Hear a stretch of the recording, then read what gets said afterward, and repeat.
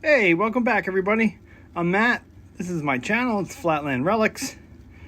Today we're going to be taking all kinds of brackets and mounts and extra stuff off the frame rails of my WM300.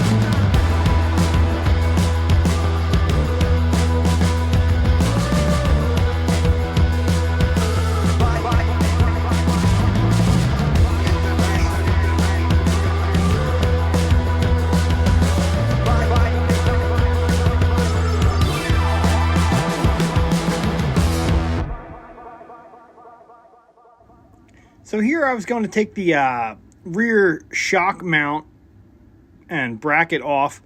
I get the top two bolts off the frame. The bottom bolt to the bottom of the C of the frame is missing. Somebody beat me to that one. However, when I go to take the large lug bolt off of the shock stud, like the shock mounting stud, I realize it starts to move. You'll see me index it with a marker and then check the index and realize that it starts to move. So I'm unsuccessful in that, and I'll have to figure out exactly how I'm going to do that. I noticed the ones on the front have a six-sided face on them that you can get a wrench on. This one is round on the inside and has the large lug bolt on the outside. So, like I said, I have to do a little research on that. And then you'll notice that I was using a socket with my breaker bar, and I stopped because the socket is cracked and I didn't want it to snap completely and I go flying. And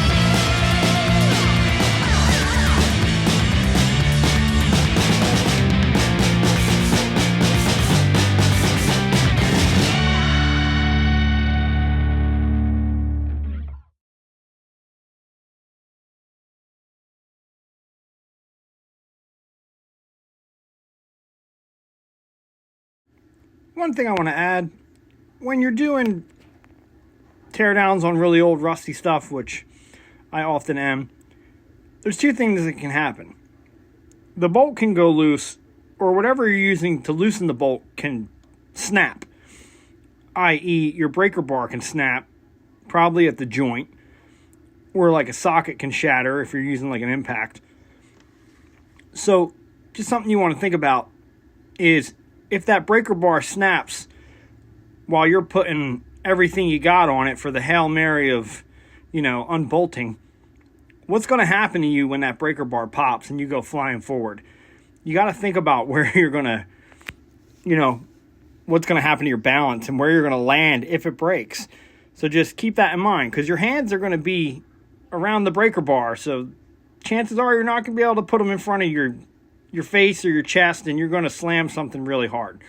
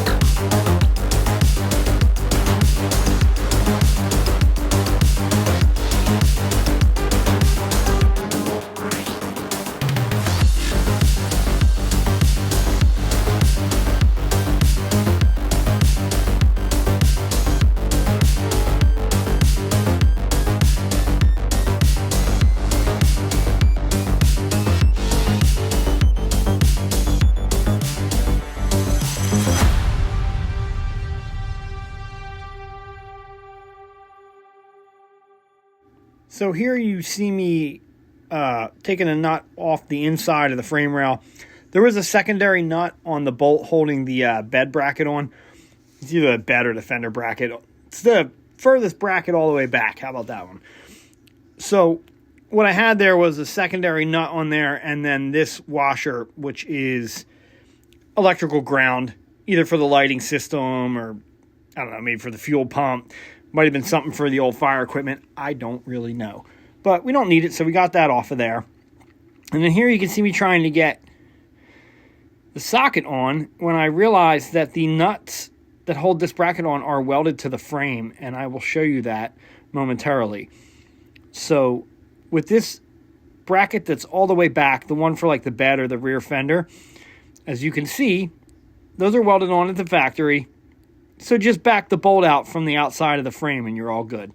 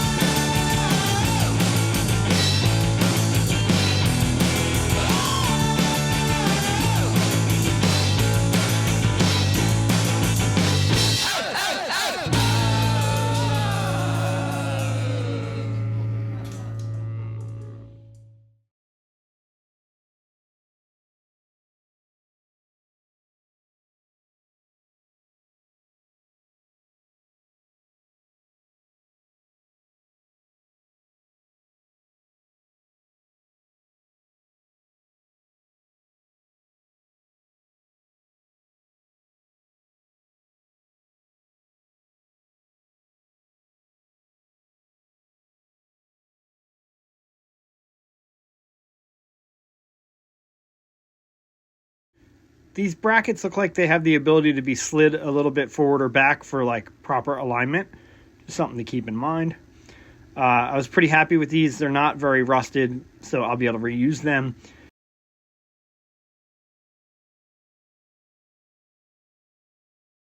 I say it constantly. I show it in almost every video. Bag and tag your stuff. Bag and tag all your bolts. Write notes. I also keep a diary. And I also made these little cubbies to put stuff in on my teardown shelf. That way I know right where to find stuff. Organization is key, especially when you're going back and trying to put stuff together a year later and don't remember anything. So here we finally got one of these bracket bolts that's just totally destroyed. The head of the bolt is so rusty on the other side, I am unable to get any kind of tool in there or on it to hold it. So we're just going to cut it off. And I have a pretty interesting process I use for this. I'm going to share that, just maybe help some people out. When you're using a grinder, you don't have like the best access to everything, you know. So sometimes when you cut off a bolt, there's still a huge chunk of the bolt left because you couldn't get flush to the frame. So you'll see what I do is a series of vertical cuts and horizontal cuts at the same time. See how I'm flipping the grinder back and forth? And that way you can basically like cut grooves into the bolt and just break it off little slivers at a time. It'll literally just come off in pieces. You know, be careful. Those little slivers are usually pretty warm, and if they land on your socks, they're going to burn you pretty good. So here I was able to get this one off. The top bolt I was able to get to, but we had to cut the bottom one. Some of that hardware is really rusty. You know, it collects water. Everything drips down when it's in the weather. When you do have to cut one of the heads of the bolts off, here I'm showing you the, there's like a secondary piece in there to strengthen the bracket. I noticed that wasn't in all of them, only in some of them. But when you are cutting off a bolt on the frame, which I have to cut quite a few off here, try not to get the blade into the frame rail at all. You don't want to start making cut marks on the frame. You want to just go in and, like I said, make some vertical cuts, make some horizontal cuts, and take that bolt head or the nut off like piece by piece, little by little, and you'll be a lot happier with your result, and it'll be a lot cleaner. You won't have scars all over the frame rail.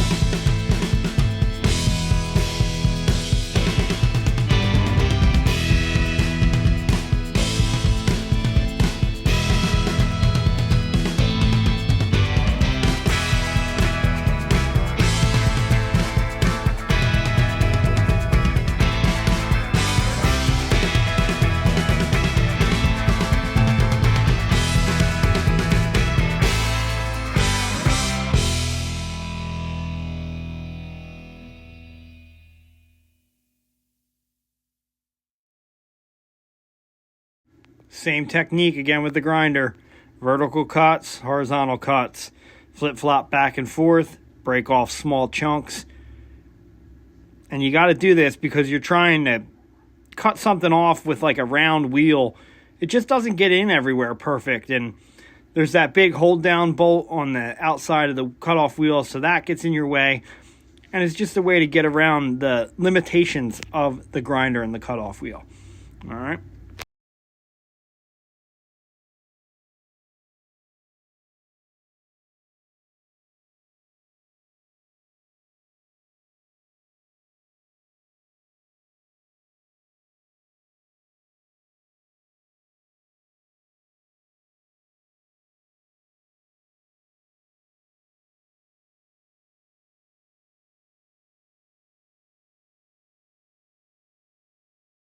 And right here is where I cut the last bolt with no support on the part, and it swings down and hits me in the knee. It's just something you want to think about when you're cutting all the hardware off of something. Gravity is always there.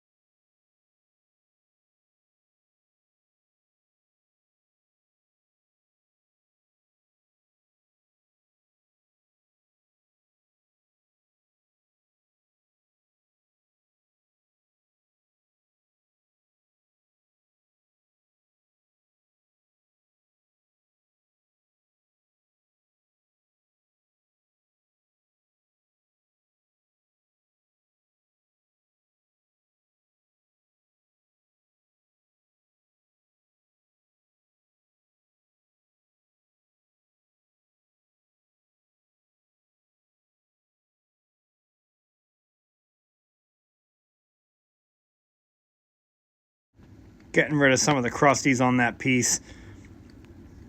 That had a particular kind of like scaly rust. I don't know if some kind of chemicals had gotten on it or something. So I just took a minute to clean that up because it was kind of rough to the touch.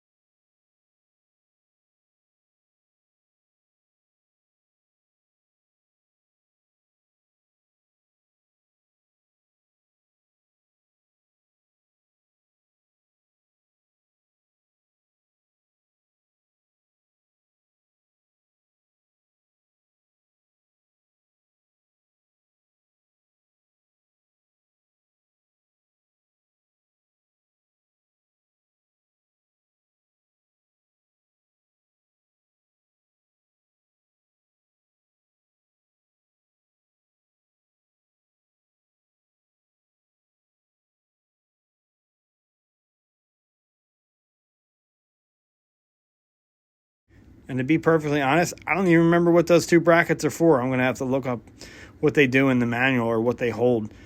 Can't remember if they were like attached to the pedal assembly, or maybe they hold springs that are attached to the pedal assembly.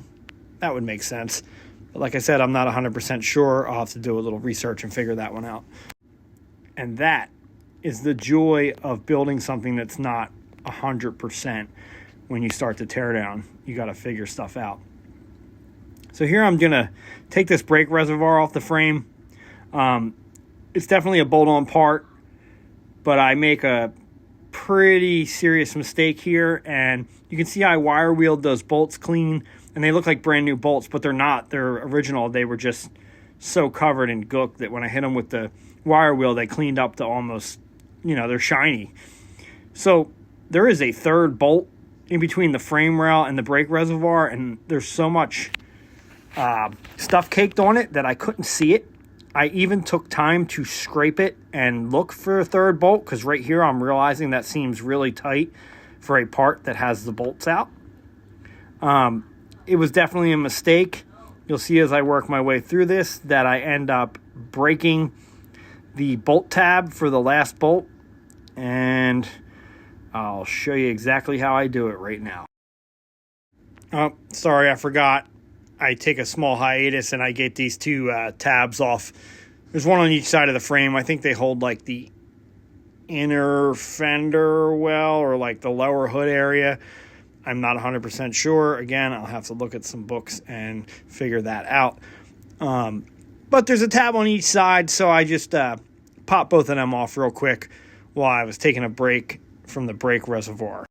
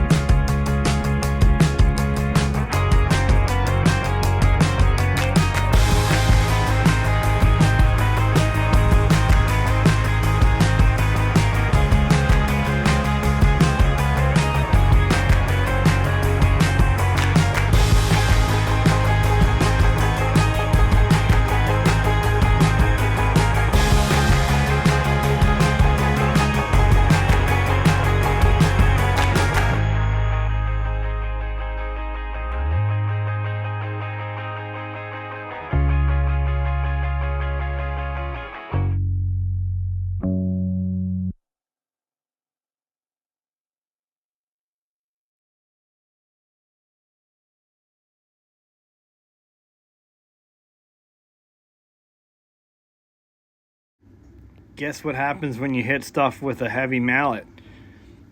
It breaks. I wasn't hitting this really hard, but it was one small tab and one small bolt holding it in. And here I'm prying on it, so that's probably not helping. I thought something was just stuck, or the seal was rusted. And here, like, I'm even looking for the third bolt right here, and I just didn't see it. It just had so much stuff on it, I couldn't see it. So, hey, this is how you learn. You know, if you've never broken any parts or broken anything, you're probably not doing anything.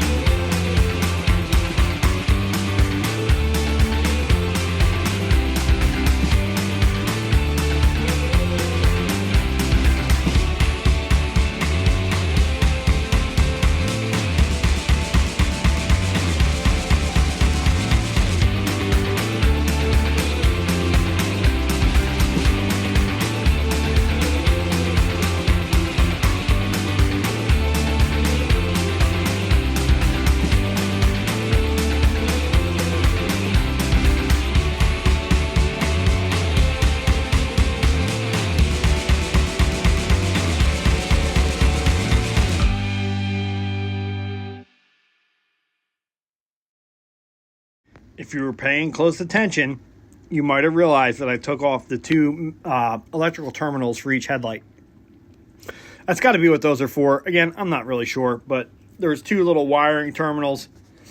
They have two bolts in each that just thread right into the frame. So I just popped them out and bagged them and tagged them. And here we are on the other side of the truck, on the passenger side, getting all of these mounts off. So these are all the running board mounts and the big fender mount in the front. And yeah, same story. Breaker bar, grinder, some 9/16 sockets and wrenches. And here we go.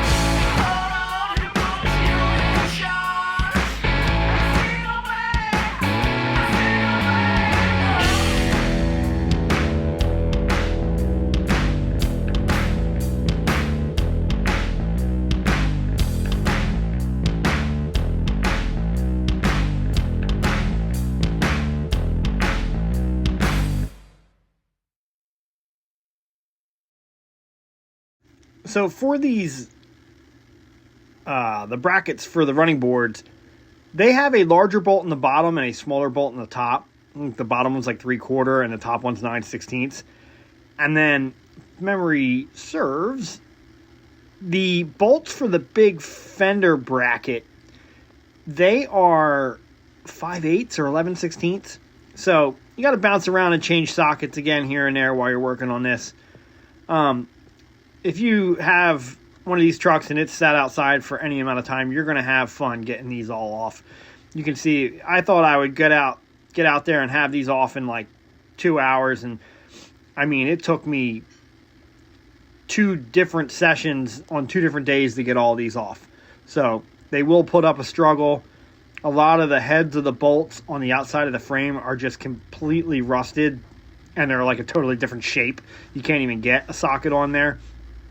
And those are the ones that I ended up cutting up with the grinder. And then you notice I switch back and forth all the time to try and get the most like dynamic ratchet setup going on. A lot of just fighting crusty bolts here.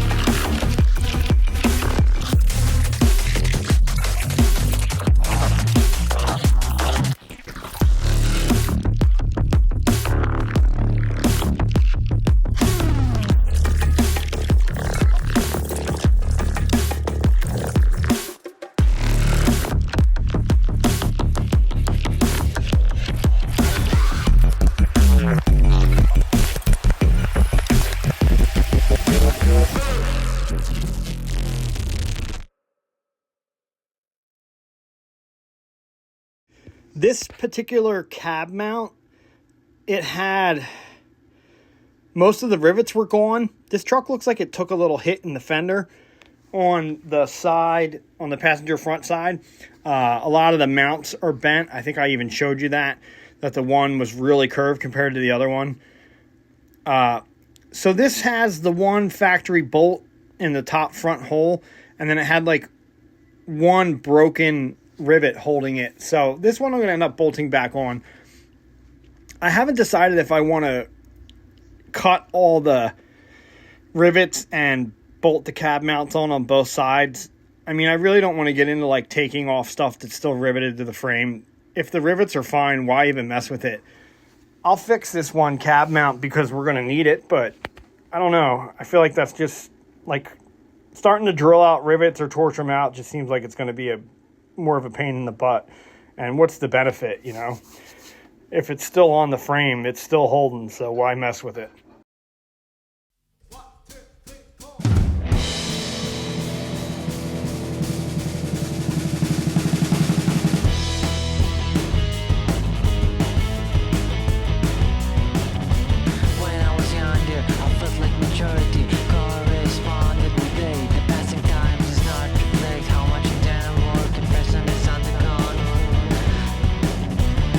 For this reason we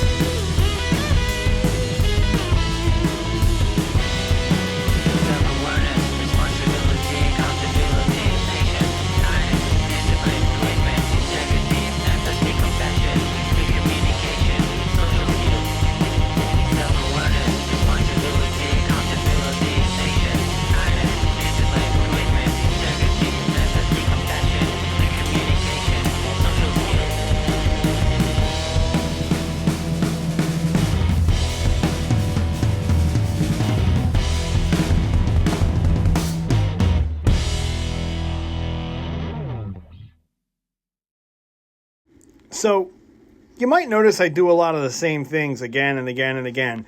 Like in this video, it's basically taking almost the same bracket off a different area of the truck numerous times. But if you want to work on this old stuff, this is what it entails. This is what it is.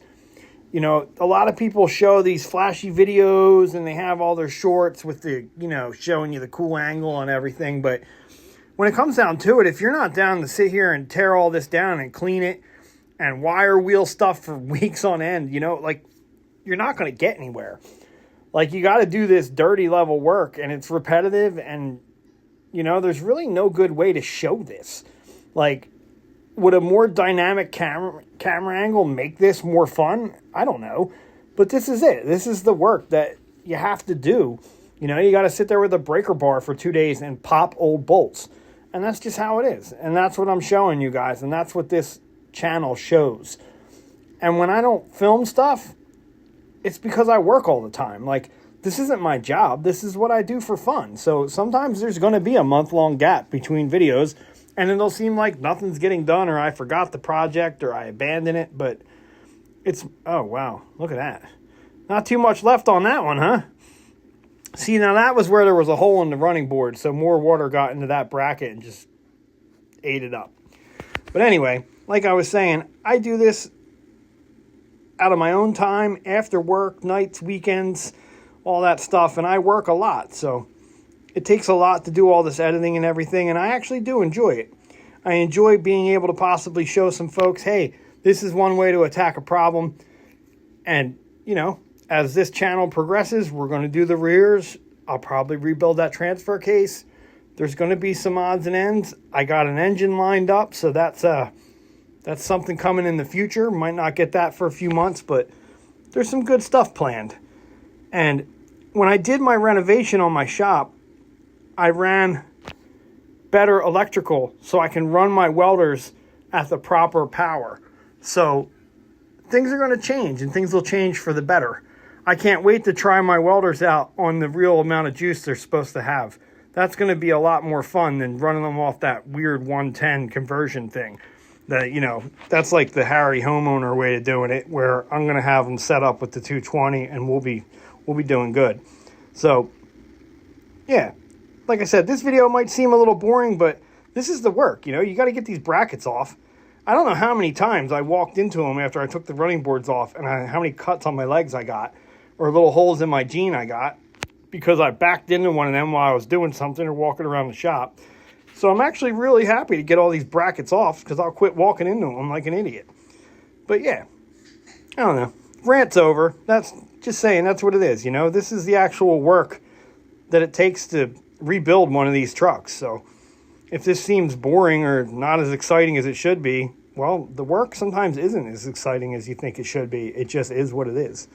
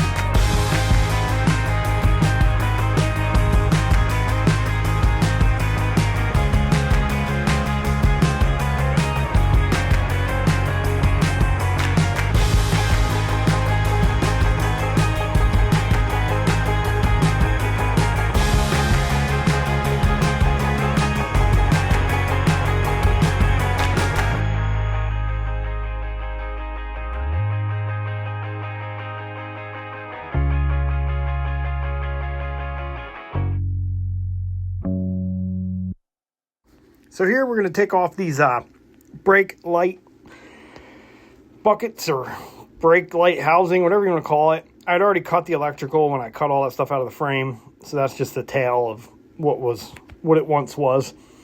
They have 2 hold down bolts that go into a bracket, and you just got to back the nut off. It's hard to get to. There's not a lot of room. And for some reason the ratchet kept slipping off, probably because the nut was really rusted out. So I just kind of attack this the way I can. There's one on each side. On the other side, the passenger one, I shear the nut off as soon as I start putting pressure on it. So that went a little quicker than this one.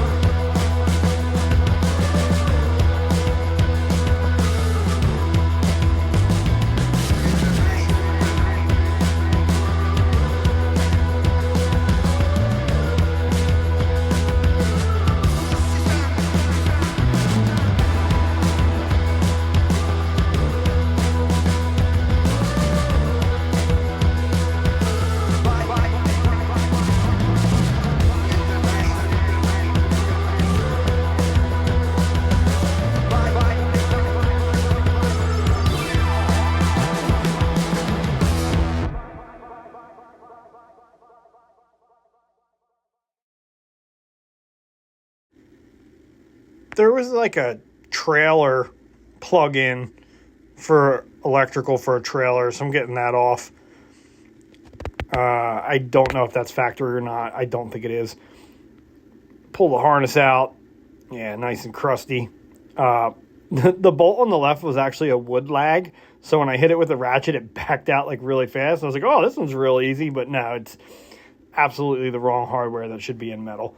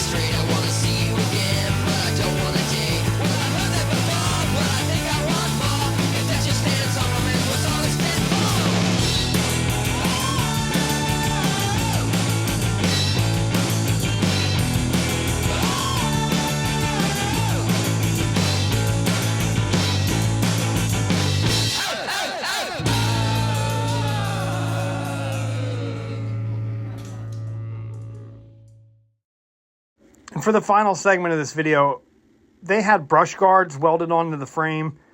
I am taking those off. They're really sharp because I cut them off, and they're sharp edges. Another thing to catch your leg when you're walking by carrying something, it's not very safe. And they don't need to be on there. They're fire department add-on. So I'm cutting off the pieces of rod that are left there. They welded them on really good. They must have broke a few of them off because, man, they welded them on a lot more than you needed to.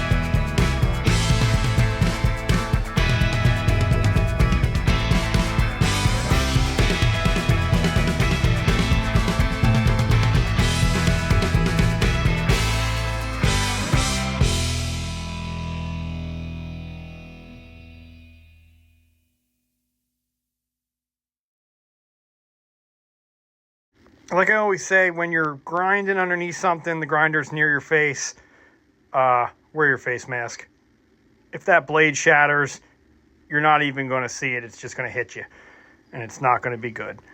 Like I said, they welded these things on like they were never supposed to come off, so it took me a little longer than I thought, but I did finally grind them off.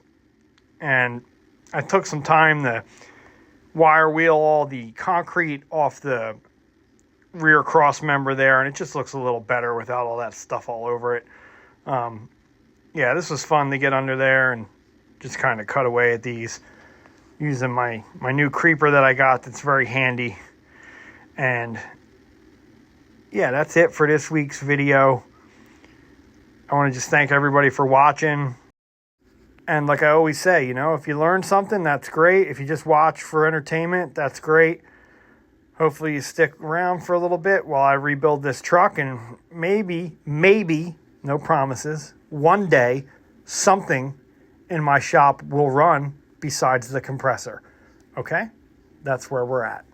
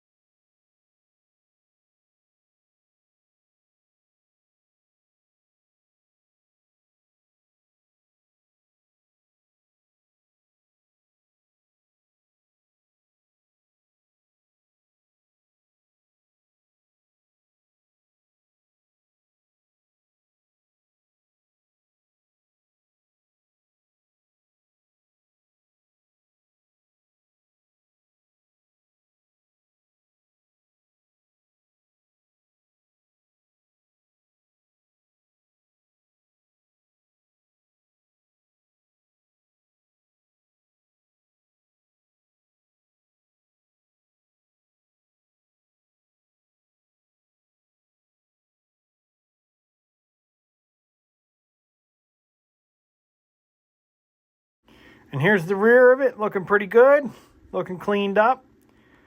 I cut off a couple imperfections that looks like one of the bolts got pulled off. And here we'll back out a little bit. You take a look at the frame without all those brackets on. It looks really nice.